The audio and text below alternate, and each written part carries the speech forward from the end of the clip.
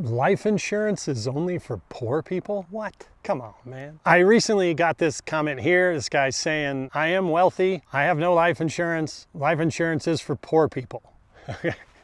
All right, I chuckle just because it literally kind of cracks me up. Now, in my videos, when I say wealthy people do life insurance, am I making a claim that 100% of everybody who is wealthy, who's in the top 1%, by the way, it only takes like $500,000 a year to be a 1%er. You don't have to own jets. Am I making a claim that all of them do it? Of course not. My gosh, there are poor people who are working really hard to not be poor, and they're doing it, and there are rich people who don't have it, and vice versa. There are rich people who do, and anyway, there is no just blanket strategy for everybody to fit in. That's what's great about it, is it's so customizable based upon what you want. So let me give you one example of a really wealthy guy. My guess is, well, it's just a guess. It's not nice, but it's probably wealthier than this dude. And let's see if his strategy was because he's actually poor. So we worked with a gentleman well into the 9 figures of wealth, and he has all kinds of assets, office buildings, apartment buildings, lots of assets. And he realized that at some point in time, he's going to be called up to heaven. He's not going to be here. And what his children would have to do, who are all adults, in order to pay the death tax, which is bullcrap. All this money's been taxed already, and now the fact that he dies, the government gets a hell of a lot more of it.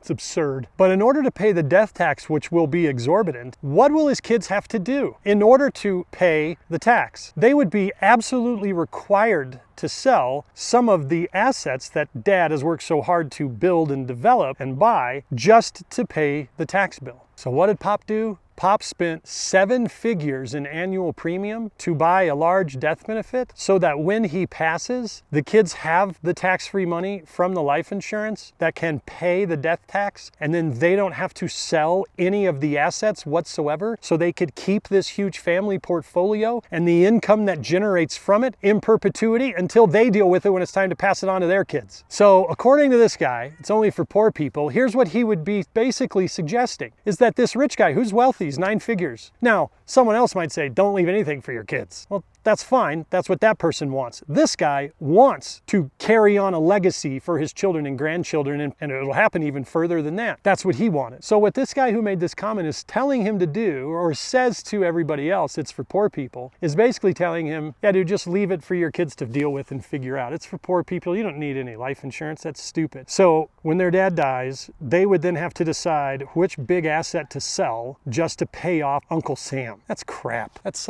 a poor man's strategy.